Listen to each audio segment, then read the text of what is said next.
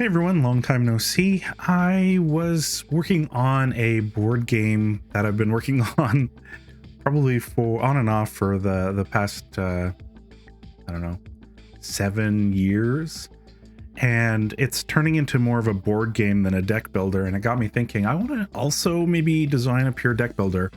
I didn't see very many deck builder card game tutorials on YouTube, and so I thought, well, why not make one?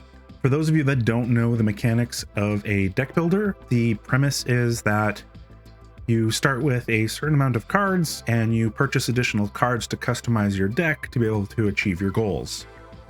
And today I'm going to work on a sci-fi deck builder called, right now it's tentatively called the Asteroid Mining Deck Builder. The premise behind it is that it's a 2-player game, and your goal is to mine an asteroid faster than your opponent.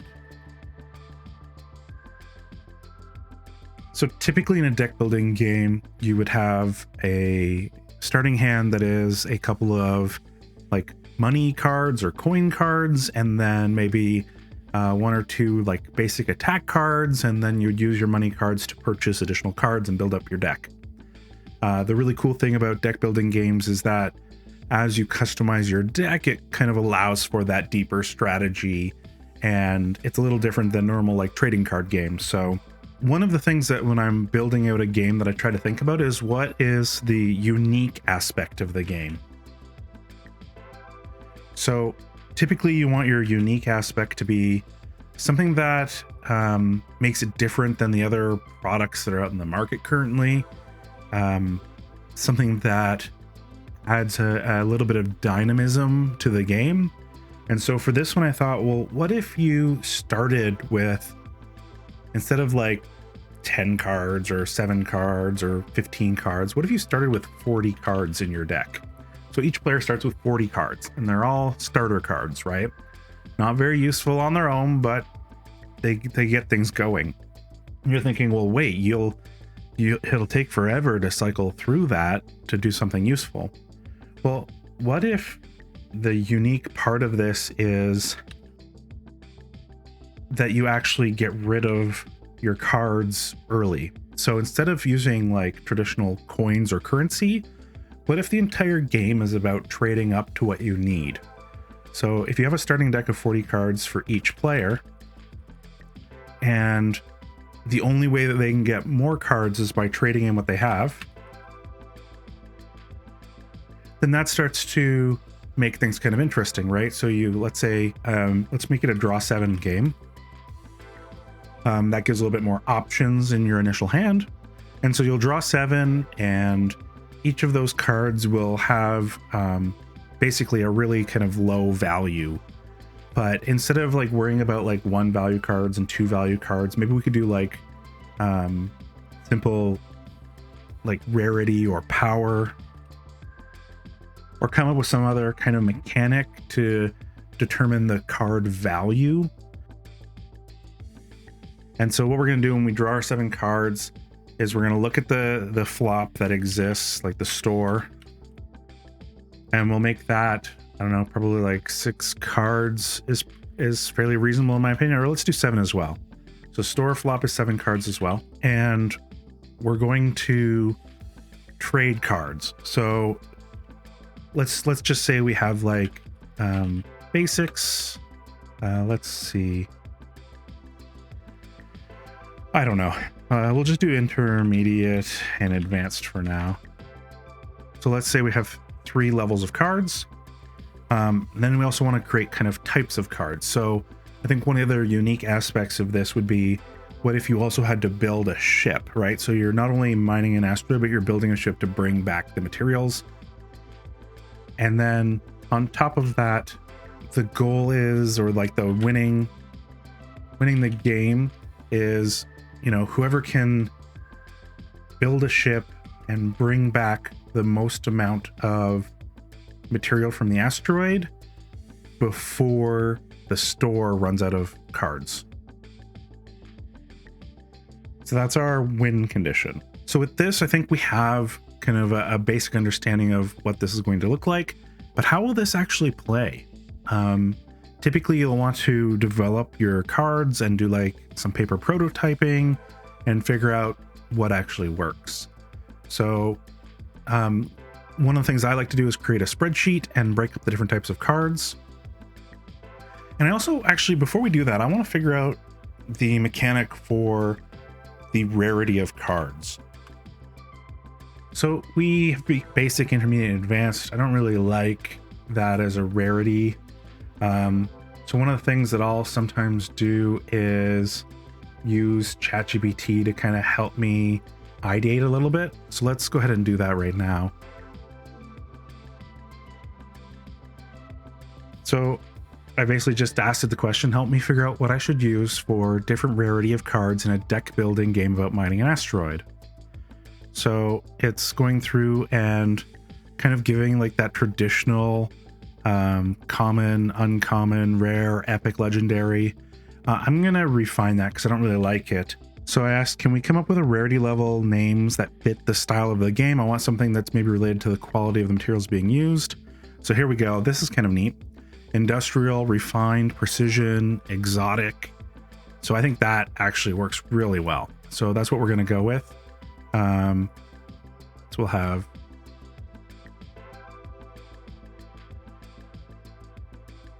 so that'll be the grade of the cards, and then we have to figure out like what the trade values typically are. So I was thinking, 4 values is not super, you kind of want to make sure that when you create a game that you have enough maneuvering room to build out variables that make it more fun and dynamic. If let's say we did something along the lines of it takes, 2 industrial cards to get a refined and 3 precision, or like 5 industrial to get a precision, or 2 refined, and we did let's see here, and 6, 2, to go from like precision, it would take 2 to get an exotic, or refined, it would take 6, or industrial would take 10. If we did a system like this, I don't know that it's going to give us enough room to make everything work, but I also know that we're going to have a starting hand of 7 cards, and so we want to make sure that people can quickly trade in the not so great cards for better cards, and we want to try to think of some mechanics that make it interesting to kind of maybe keep some of those initial kind of junk cards, maybe something that supplements them or something that works together with them to make them more interesting. So that's something to think about as well. I think that in terms of, industrial cards being kind of a value of 1, refined being a value of 2, precision being a value of 5, and exotic being a value of 10, I think that might work out okay. So that means that this one actually needs to be 5, and then this one, if this is actually worth 5, then let's say we need 3. Yeah, I don't know, something like that, right? Let's boost this up to a value of 12 industrials. So that way you could, if you had industrial cards and then you had something to help draw cards, you could hopefully get your hand size to 12 so that you can maybe trade in like a whole bunch of industrial for an exotic. And that also allows us to kind of make the step ups more interesting. So now to go from precision to exotic, you actually need 3, which is kind of, you lose out 3 value in turning something precision into exotic instead of like going industrial. Or maybe it would make more sense to do it the other way around and penalize people who are trying to trade lower quality items for a high quality item. I don't know. Those are the kinds of mechanics that you change over time. But I think that for now, we're going to keep it like this. So if this is worth 12, you need 6. And that doesn't lose any value, which is interesting, or 12. So we might start with that and see where it leads us and see if there's enough meat there. Now to start kind of figuring out the cards. So we're going to need a basic card, and ideally we want a couple of different basic cards that have some different rules. So we want card name, card value, card notes. So that's where we might put some of the special abilities. and maybe card text, because that can be kind of fun to add in some colorful text. So sometimes when I'm ideating on a game, it can help to figure out like what the backstory is. So sometimes I'll work on that for a while. Other times it's really kind of thinking through in text form what the board might look like. So for the ship, let's assume that you're going to need to purchase a cockpit, engine, storage, power, life support. Yeah, I think that gives us enough items. And we can do the same kind of quality thing with the items for the ship, which could be interesting. And maybe this helps buff some of the items that you have. So if we're thinking about the items that you might have for mining an asteroid, so you own this company and you're gonna, need some kind of like mining drill. You're going to need maybe some staff, maybe some robots, maybe some carts, for lack of a better term. What else? Yeah, I'm kind of drawing a little bit of a blank again on the items. So again, we can use our trusty friend ChatGPT, and we can say, expand on this list of items for the card game. Help me come up with other basic items that can be cards for mining an asteroid. So now ChatGPT will kind of give us some more ideas. Oh, explosive charges, gravity sleds, oxygen. This is great. So now it's broken it up into kind of basic mining equipment, support equipment, advanced technology, utility vehicles, personnel and robots, resource cards, special equipment, rare finds, game mechanic. Like, it's super helpful in trying to ideate through this and figure out like what would be a useful or interesting way of kind of building this out. And I think of ChatGPT as a tool. I know a lot of people are questionable when it comes to using AI to help with these kinds of creative pursuits, but I am investing my insights into the tool, and then I am curating what I take from it to build out my experience. So I try not to minimize the value of AI, but I also understand that a lot of people think of it as kind of like a shortcut or as like a bad way of doing things. So, it's really up to you to determine how you want to do this, and maybe you can come up with all the ideas yourself, and that's amazing. So if you don't need to use it, that's even better.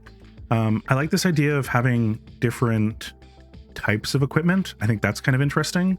So maybe we would do that as well. So let's grab actually those different types. So items, oops, paste without formatting. I still think the idea of staff is interesting. So like characters, and maybe they can have like special buffs and stuff like that. I like the idea of support equipment. I think that's kind of interesting. Again, those cards can be like,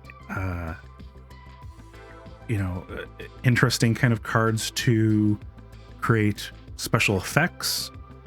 Advanced technology, I don't think we're going to do because we'll be able to upgrade our other equipment. Utility vehicles totally makes sense to me. And I hate when I paste it with the wrong formatting. Personnel and robot, we talked about. Resource cards we're not going to need. Special equipment is interesting.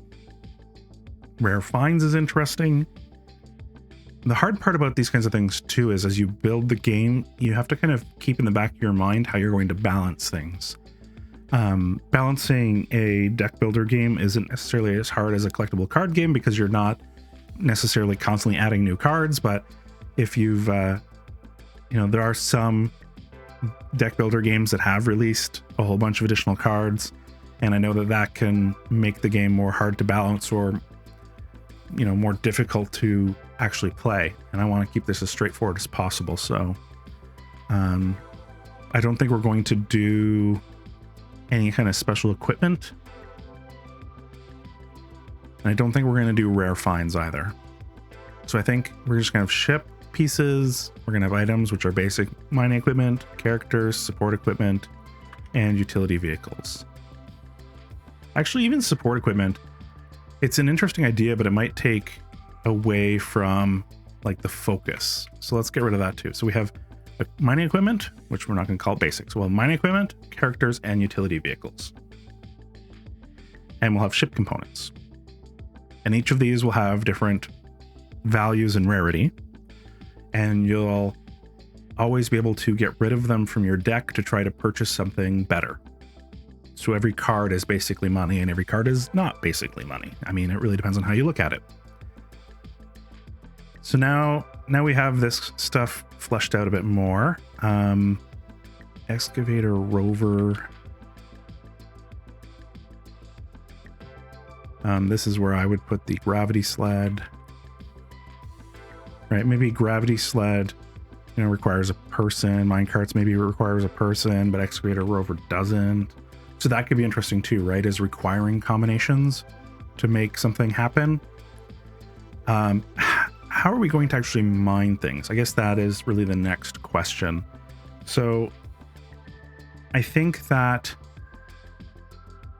to be able to mine something, maybe you need a number of exotics to do so. And so the game is really about trying to upgrade your equipment to exotics, and maybe also cards to, we'll call them event cards. And the event cards will be kind of, stopping your opponent, right? So those might be like opponent draws one less card or things like that, right? So we'll have kind of events like maybe, if you have any robots, they no longer have power this turn, or something along those lines. So we'll figure that out as we go. But I think, you need something to keep the players working against each other while they're working towards their goals. So I think that should hopefully help. Now we have card name, card value, card notes. We're also going to do card type, of course. And so that gives us the basics of, boost the size of this for you as well. That gives us the basics of how we'll put together these cards. And so how do we come up with cards that are interesting? So first we should think through our basic cards. So, you're probably just going to have really crummy, industrial components. So these will be, card value will be our rarity. So industrial cards, and these will be our starting cards. And we could even do, like I said, industrial for each of these, right? So let's assume the narrative is that you own this mining company. And so you're going to have, someone dropped off someone at your thing. So you're going to have a some kind of low end, desperate character. Maybe your first one is, I don't know, we'll just call him Guy for now. We'll figure out a better thing later. So it's an industrial card. We'll have to figure out card notes. Does it do anything special, or is it, do you just trade two guys for a better guy, right? So let's assume that the latter is correct. So we're going to have a regular guy. Then we're going to have someone who's a little bit more refined. And again, we'll rename the cards later, and we'll think about some of the card effects later. So then after the refined guy, we'll have a precision guy. And then we're going to have an exotic guy. And we could do this for each of the things here, figuring out what do we want to start with for the initial thing. So we'll have mining drills, an industrial basic drill, and that should be part of the starting cards. And then again, we'll do the exact same thing, but for the drill this time.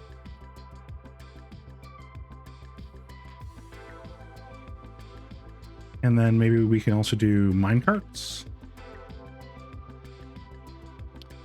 And again, do the same kind of thing, right? So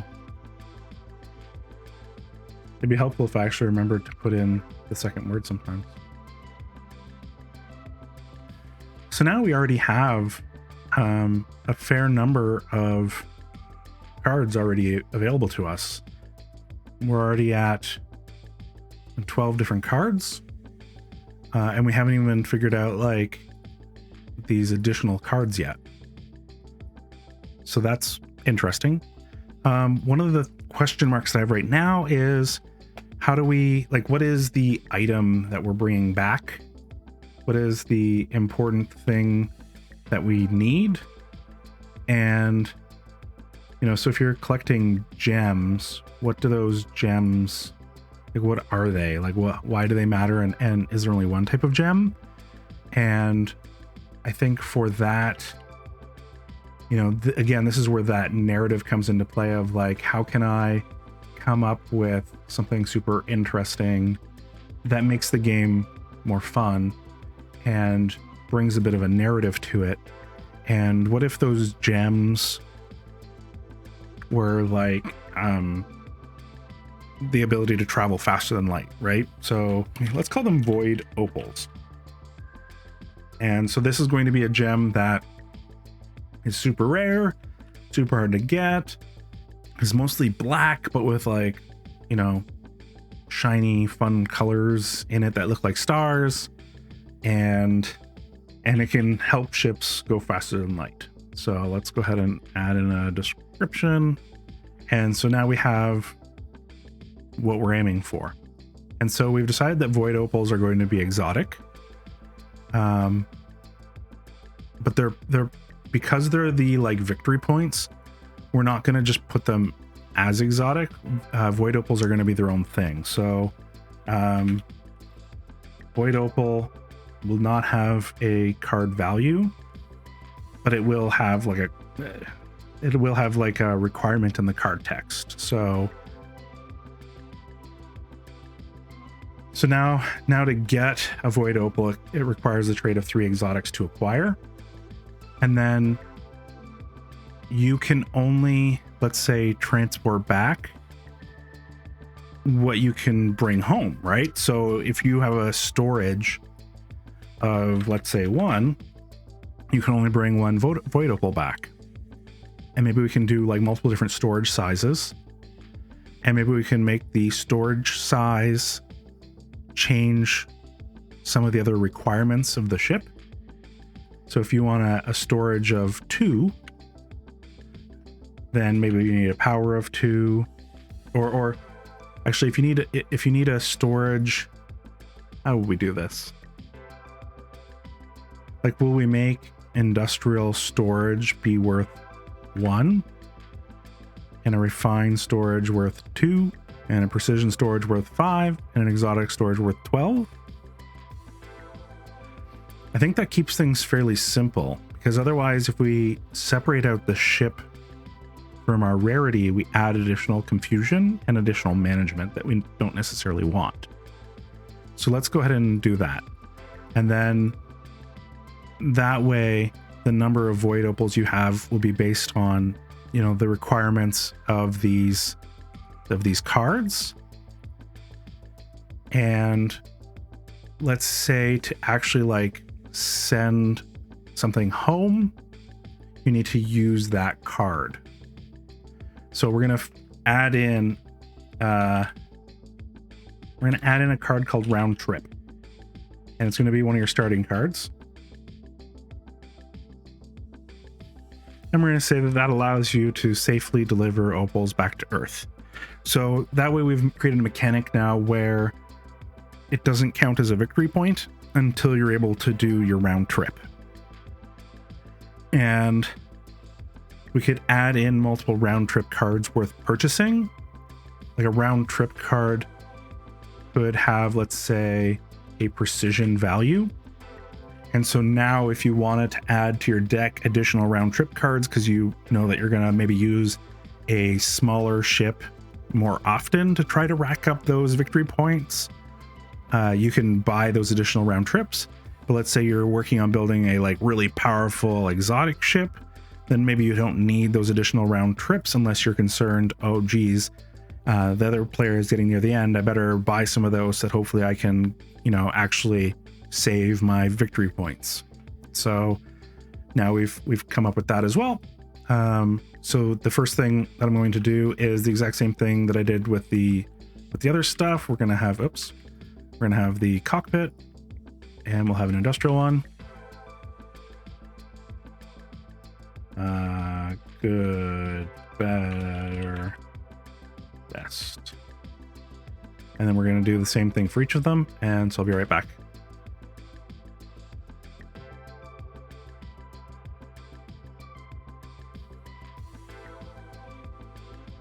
So now maybe life support is actually related to your crew. So maybe you can only field crew based on life support. So let's assume that you have an industrial life support. You can only have one crew member, which would be the original guy that you probably started with, unless you upgrade him to a better crew guy. Maybe we can make it so that they're robots who they ignore the crew limit because they don't need life support. So there's an opportunity there to kind of think through that a little bit and make that kind of interesting. Otherwise, I think what would be fun is to have the ship, like let's say the storage is exotic, but everything else is industrial. What could we do there that would make the game balanced and interesting, right? Like, are you unable to use your round trip? Do you have to spend the number of round trips to be able to do that? So like for each level difference that you need. So let's say these are all industrial, or sorry, this is precision, and these are industrial. So then you'd need to spend 4 additional cards. Well, or if this is industrial too, 6 additional round trip cards to be able to get that cargo home. That could be interesting. So let's add that in. So round trip. So that actually delivers your void opals back to Earth so that they count as points. If you're like, you have to pay additional round trip cards, like additional 1 round trip card per level of ship component you need to upgrade for all of them to be at the same level. So that would be just like a temporary thing, and we'd have to like add in that additional detail. Pay for each round trip.